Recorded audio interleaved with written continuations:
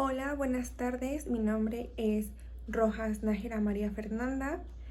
El día de hoy, como se ve en el título del video, vamos a hablar acerca de la creación de un mundo nuevo mexicano, liberal, capitalista y moderno que deja a un lado el conservadurismo.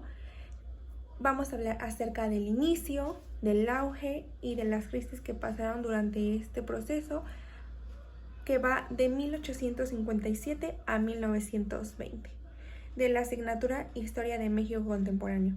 Sin más, comencemos con la explicación de este video.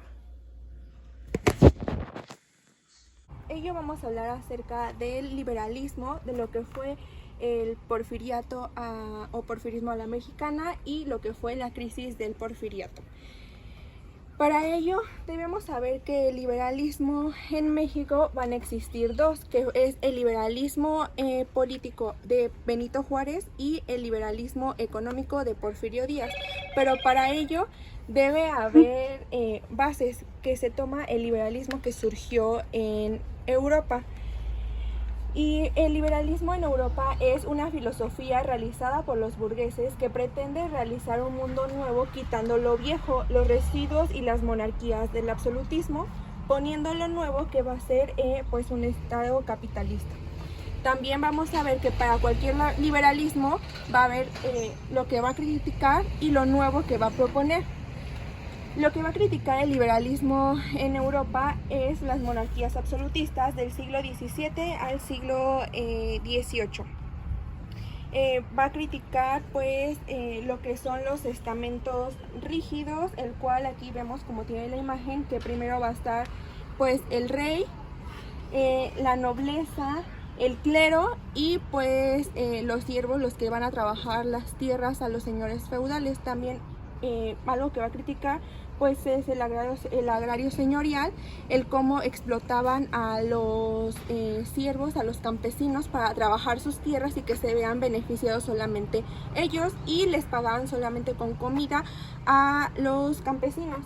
También algo que va a criticar pues son los dogmatismos y el teocentrismo, que antes pues se creía que solamente Dios era el centro de todo y la iglesia se beneficiaba a través de los dogmas que impartían de ello.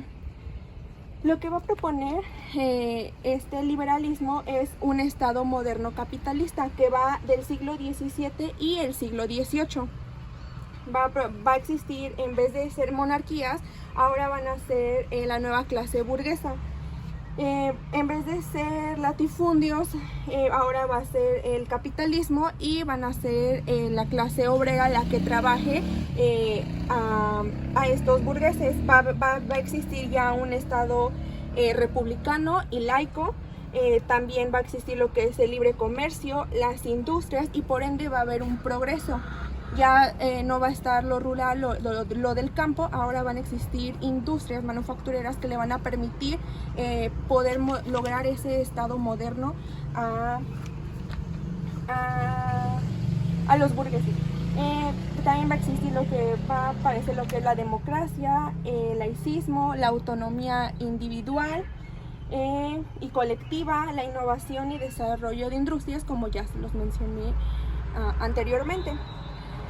Pasamos a lo que es el liberalismo en México, que toma bases de lo que es el liberalismo europeo. Pero aquí en México va a ser que es una filosofía realizada por liberales que pretende crear un mundo nuevo, quitando lo viejo, en lo que es el conservadurismo, y que va a buscar el progreso material a través de la tecnología, la ciencia y la economía. Esta va a ser interpretada por científicos, abogados y maestros en contra del mundo rural, porque lo que se pretende es quitar el mundo rural para así dar paso al nuevo mundo capitalista. Para ello, como ya los mencioné, va a haber algo que va a criticar y algo que va a proponer. Lo que va a criticar va a ser a los conservadores de 1824 a 1854. Y en ellos pues vamos a tener que va a ser un gobierno a cargo de militares, los cuales los personajes que se destacan aquí pues es Antonio López de Santana, Anastasio Bustamante, José María Luis Mora e Ignacio Ramírez. Vamos a ver que aquí la población en estos conservadores, pues los que se van a ver mayor beneficiados son los militares, por lo que hay una sociedad analfabeta. El control político lo va a tener la iglesia, o sea, aquí la iglesia va a estar muy marcada por tanto en la educación, en lo económico, en lo político y en lo social. Va a haber dictaduras y pues como ya lo mencioné, es un mundo rural. Aquí vamos a tener a José María Luis Mora como un representante que va a luchar por la separación del clero, o sea, la iglesia, de la educación. También va a ser Ignacio Ramírez el que va a unificar la educación primaria de la capital con la de los estados. Impuso la reforma del país, la económica, la social, en lo económico, en lo social y en lo religioso. Vamos a lo que propone. Vamos a tener en primera instancia, como ya lo mencioné al principio, que México va a tener dos liberalismos, uno político, que en este caso es Benito Juárez en 1857. Él va a hacer la Constitución de 1817 y las leyes de reforma. Aquí, miren, como aquí está, él va a buscar separar a la iglesia del Estado. Las leyes, lo que buscaban las leyes de reforma eran frenar los abusos y garantizar el trato justo a los participantes, o sea, a la sociedad. Como ya lo mencioné, va a haber una separación entre la iglesia y el Estado. Va a buscar una educación que sea laica, que va a fomentar lo que es la agricultura. Se restaura el gobierno republicano. Existe la suspensión del pago de la deuda. Existe la libertad de prensa, la libertad individual. Va a existir la división de poderes, el ejecutivo, el legislativo y judicial. El régimen constitucional. Va a haber una igualdad ante la ley, va a existir el libre comercio, va a implementar lo que es el registro civil, la propiedad privada y acaba con el fin del privilegio como el conservadurismo, que los únicos que se privilegiaban eran los militares que tenían pues acceso al poder. Aquí todos somos iguales ante la ley. Después pasamos con Porfirio Díaz en 1888. Aquí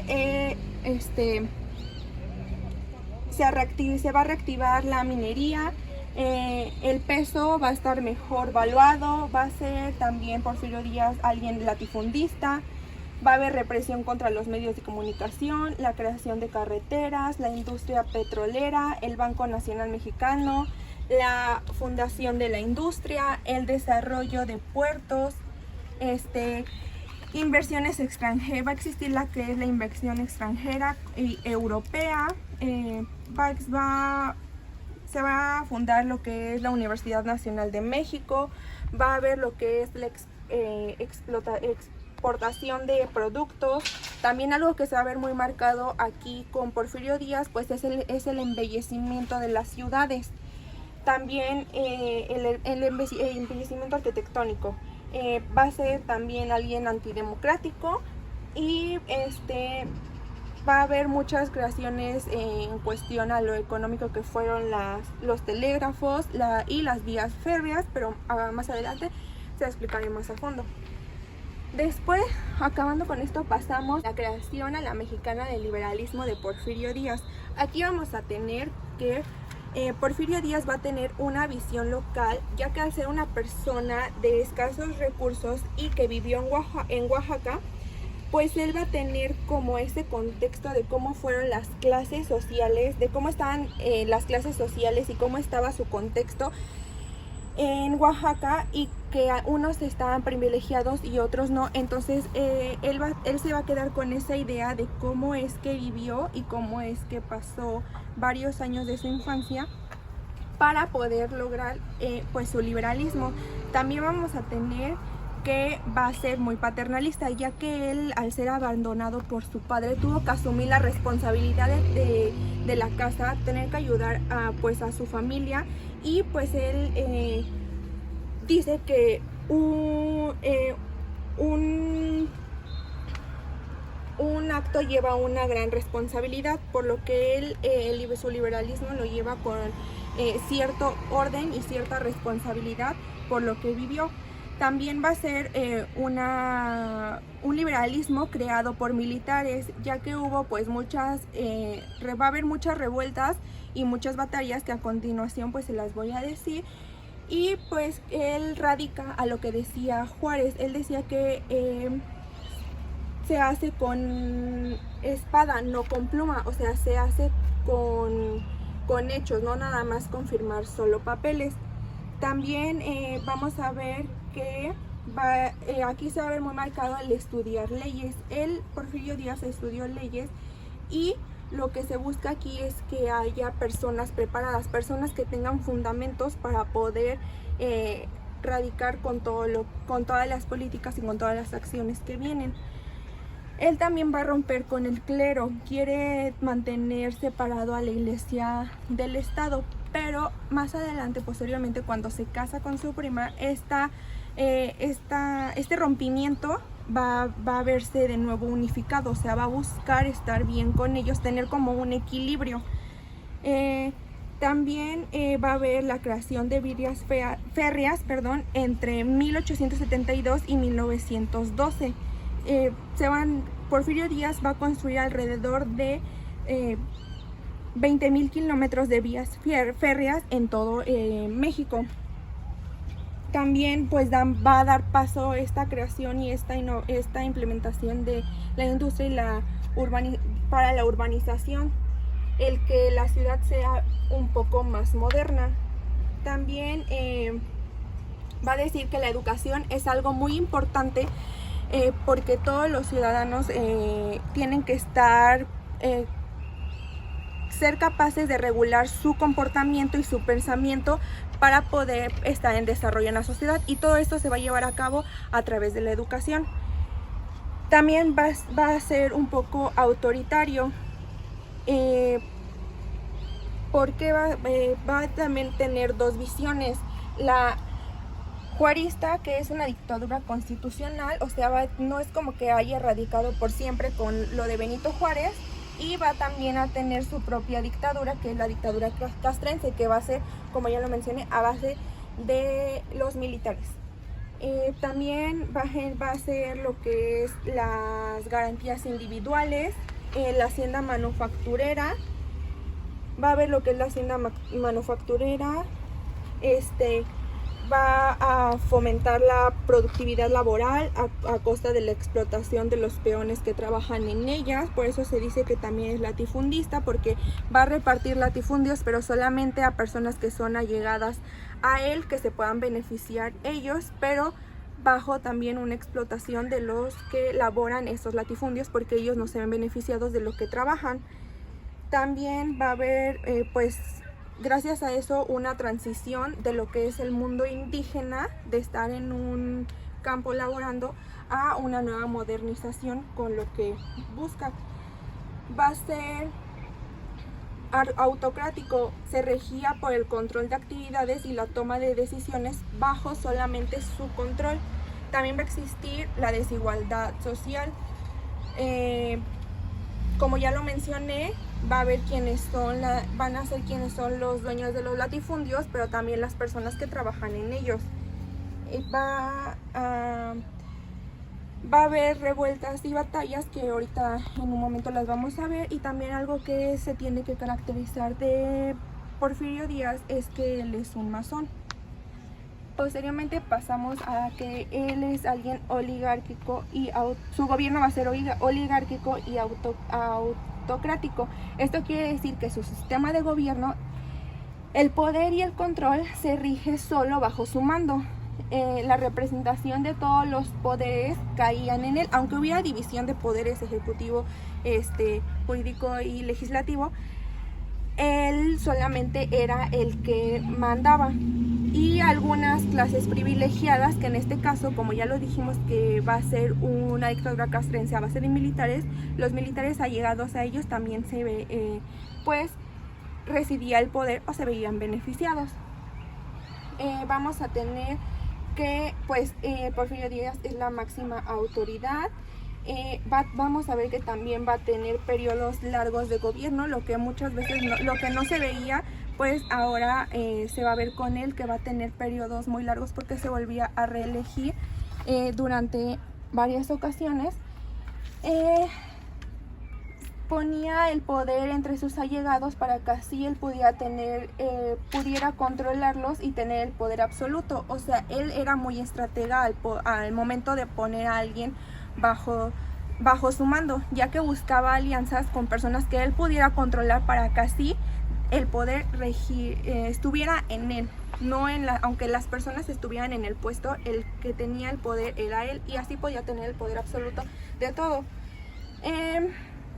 Y pues, como ya lo mencioné, rompió con el clero, pero posteriormente lo volvió a unir. También vamos a tener que es alguien antidemocrático, rechazaba la democracia. Él tenía la máxima autoridad, corrompiendo los poderes y dividiendo a la república.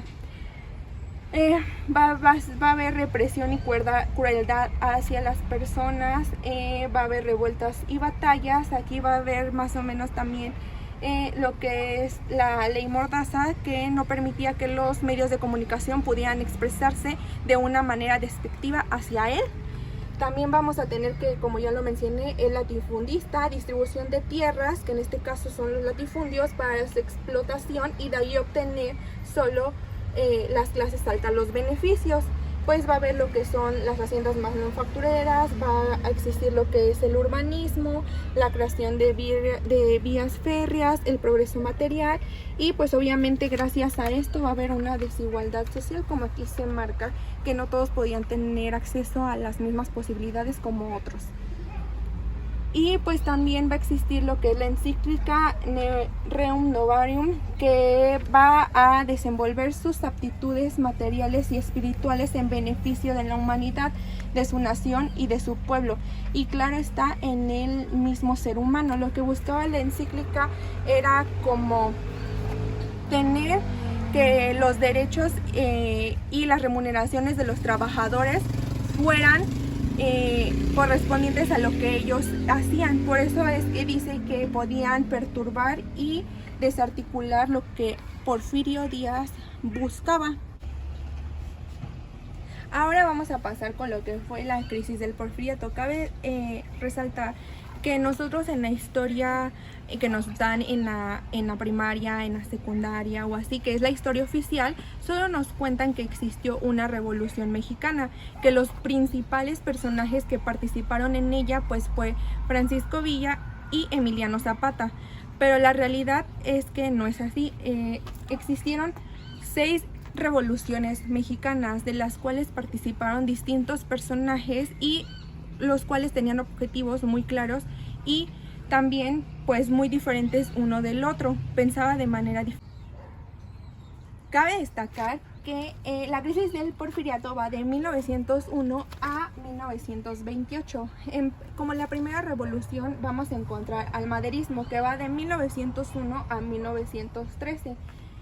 Aquí de cada una de las revoluciones vamos a ver distintos aspectos, como lo son los personajes, las etapas, el plan que se llevó a cabo, el propósito, las regiones donde se llevó a cabo las revoluciones, el tipo de ejército que tenían, su relación con Estados Unidos, si es que esas revoluciones tuvieron alguna relación con Estados Unidos, también el papel de la mujer y del niño, y pues el ocaso de la revolución, que es con la muerte de alguno de sus personajes. Vamos a encontrar que los personajes que destacan en el maderismo son Francisco y Madero, los hermanos Flores Magón y Victoriano Huerta. Las etapas que comprenden el maderismo son en 1901 la lucha constitucional, de 1909 a 1910 va a existir lo que es el libro de la sucesión presidencial. En 1910 el Partido Nacional Democrático. El 20 de noviembre de 1910 va a hacer lo que es el Plan de San Luis. En 1912 a 1913 va a hacer lo que es el gobierno formal de Francisco y Madero. Y en 1913 va a suceder lo que es la decena trágica, lo que comúnmente o lo que más se conoce de lo que fue esta revolución, sin profundizar en cada una de sus etapas. Lo que más se destaca pues es cómo es que muere Francisco y Madero. Vamos a tener que el plan que se lleva a cabo, pues obviamente es el Plan de San Luis, que es un documento que convoca al levantamiento de armas para culminar la dictadura de Porfirio Díaz y establecer elecciones libres y democráticas. También restituir a los campesinos las tierras que se habían sido arrebatadas. Eso es lo que buscaba el Plan de San Luis. El propósito era el sufragio efectivo y no reelección. Las regiones donde se llevó a cabo el maderismo pues fueron zonas del norte: Baja California, Sonora, Chihuahua, Durango, Coahuila. El tipo de ejército con el que se contaba en el maderismo era algunas personas de la clase burguesa, y la relación con Estados Unidos era que primeramente Estados Unidos no quería pues darle apoyo a Madero, pero posteriormente sí le dio armamento a él para que pudiera defenderse. En el papel de la mujer y del niño vamos a ver que las mujeres y los niños limpiaban las armas. Las mujeres eran las que limpiaban las armas y los niños eran los que buscaban la forma o la manera de distribuir estas armas. Y pues el ocaso es pues la decena trágica con la muerte de Francisco I. Madero el 23 de febrero de 1913. De ahí pasamos con la siguiente revolución, que es la contrarrevolución del 19 de febrero de 1913 a 1914. Los personajes que destacan en esta contrarrevolución es Victoriano Huerta, Manuel Mondragón, Bernardo Reyes, Félix Díaz y Aureliano Blanc. Las etapas de la contrarrevolución es: en 1913 dan el golpe de estado y el gobierno de la contrarrevolución. En 1914 Victoriano Huerta renuncia a la presidencia. En 1915 Huerta es aprehendido y el 13 de enero de 1916 muere Huerta.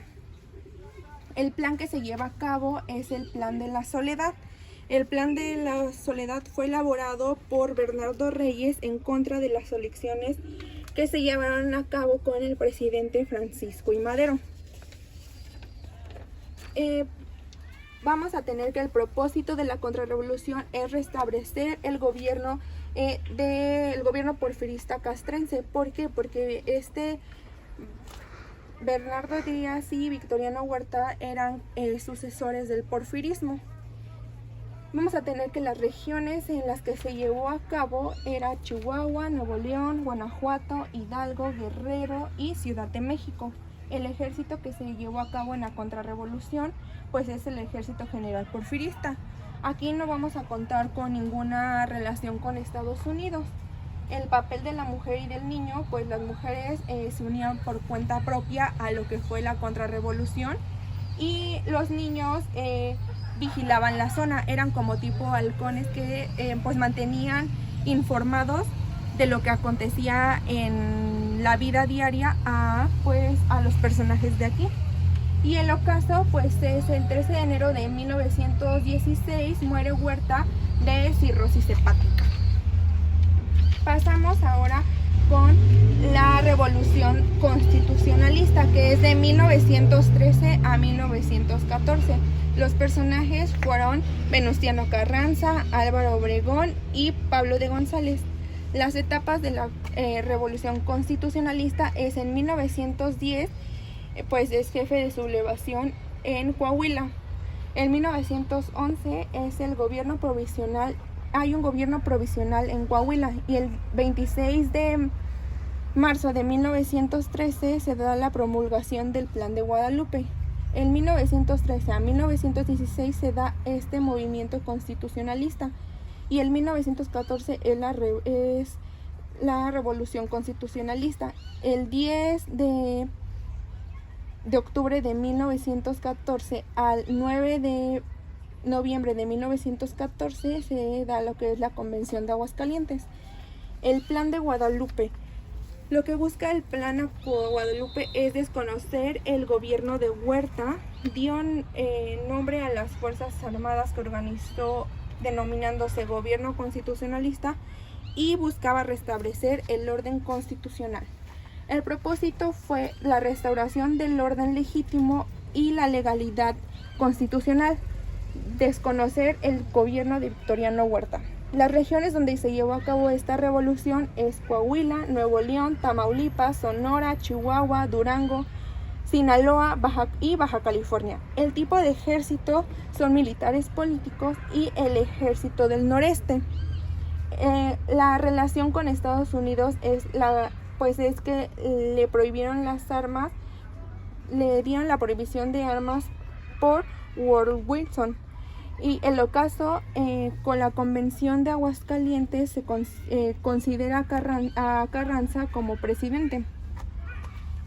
Pasamos después al gobierno convencionista. Aquí vamos a tener a dos personajes, los cuales son pues Francisco Villa y Emiliano Zapata. Vamos a tener a Francisco Villa con Felipe Ángeles y Rodolfo Fierro. Las etapas de esta revolución de Villa son de 1910 a 1913 con la revolución maderista con Villa y la unión a la rebelión. En 1912 la lucha contra Pascual Orozco, inicio de la lucha contra Huerta. En 1914 a 1915 por la Convención de Aguascalientes. En 1915 el enfrentamiento con Álvaro Obregón en el Bajío. Y en 1916 invadió Estados Unidos a Columbus.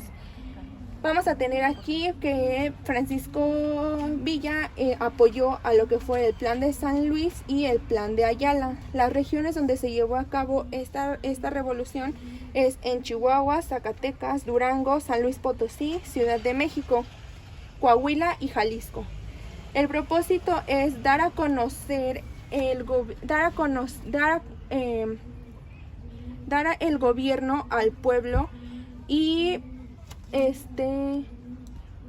elecciones municipales a los campesinos, imponer justicia en los alimentos también hacia ellos. La relación con Estados Unidos es que Villa invadió Estados Unidos haciendo así una lucha contra ellos. El papel de la niña, de la mujer y del niño con Villa es darle educación a los niños y construir escuelas rurales. El ocaso es la muerte de Villa el 20 de julio de 1923, es acribillado en una emboscada. Vamos ahora con Emiliano Zapata de 1909 a 1917. Con ellos vamos a encontrar con los personajes que es Pablo Torres Bulgos, Otilio Montaño, Eufemio Zapata, y las etapas que son de 1909. En 1909 es presidente del Consejo de Anenecuilco. En 1911 se da la revolución con Madero. En 1911 a 1913 el Plan de Ayala. De 1913 a 1914 la revolución con Adolfo de la Huerta en Morelos. Y en 1916 el combate encabezado por Emiliano Zapata, con el combate pues tuvieron que ser retirados de ahí. El plan es el Plan de Ayala el 28 de noviembre de 1911. Su propósito es la devolución de tierras a los campesinos. Las regiones donde se llevó a cabo esto es Morelos, Puebla, Guerrero y el Estado de México. El ejército es el Ejército Libertador de los Hijos de Morelos. El papel de las mujeres y de los niños es que las mujeres eran curanderas y los niños cuidaban el ganado. Y el ocaso es el 10 de abril de 1919, muere Zapata en Chinameca. Aquí vamos a tener en esta el Pacto de Xochimilco. Aquí vamos a tener que el Pacto de Xochimilco es una alianza entre Emiliano Zapata y Francisco Villa, ocurrido el 4 de diciembre de 1914. Este encuentro hizo posible la toma de la Ciudad de México por parte de los revolucionarios y el diseño del plan contra las fuerzas de Venustiano Carranza. Pasamos posteriormente a lo que es el gobierno constitucionalista de 1916 a 1920. Los personajes que destaca aquí pues es Venustiano Carranza. Aquí se va a llevar a cabo lo que bueno, va a tomar un poco de lo que es el Plan de Guadalupe, pero aquí lo que se busca más es reforzarlo, bueno, tomar en cuenta lo que es la Constitución de 1917. El propósito es garantizar la administración pública y hacer valer la Constitución de 1917. Las regiones en las que se va a llevar a cabo es Ciudad de México, Coahuila, Veracruz, y pues como Carranza aquí es presidente, pues abarca en sí todo lo que es la República Mexicana. El ejército va a ser de clase media burguesa. El ocaso pues va a ser Carranza muere el 21 de mayo de 1920 tras ser asesinado por el general Rodolfo Herrera en Tlaxcalaltongo, Puebla. El papel de la mujer y el niño es que las mujeres ayudaban a los soldados, también eran tipo curanderas que los ayudaban si tenían heridas a poder sanarlas, y los niños distribuían armamento. Por último, contamos con el Grupo de Sonora, que va de 1913 a 1928. Las etapas que encontramos aquí es de 1913 a 1914, la lucha constitucional. De 1914 a 1915, el enfrentamiento de las divisiones. En 1915 a 1918, el retiro parcial de Obregón. De 1918 a 1920, la carrera por la presidencia. Y en 1920, el Plan de Agua Prieta y el gobierno de Adolfo de la Huerta. En 1920 a 1924 se da la presidencia de Álvaro Obregón, y de 1924 a 1928 es el gobierno de Calles. Aquí vamos a encontrar que los personajes que se destacan es Adolfo de la Huerta, Álvaro Obregón y Plutarco Elías Calles. El plan que se da aquí es el Plan de Agua Prieta, el cual busca consolidar la oposición contra el gobierno de Carranza para derrocarlo posteriormente bajo el mando de Adolfo de la Huerta. Desconocían el régimen carrancista. El propósito era establecer una ideología populista y quitar a Venustiano Carranza del poder. Las regiones donde se llevó a cabo esta revolución fue en Sonora, Chihuahua, Zacatecas, Coahuila, Jalisco y San Luis Potosí, Durango y Ciudad de México. El ejército eran obreros, militares y la división del norte, los indios yaquis. El ocaso se va a tener cuando asesinan a Obregón el 17 de julio de 1928 con 6 disparos en el restaurante Bombilla en la Ciudad de México. Y pues esto sería todo por el video. Gracias.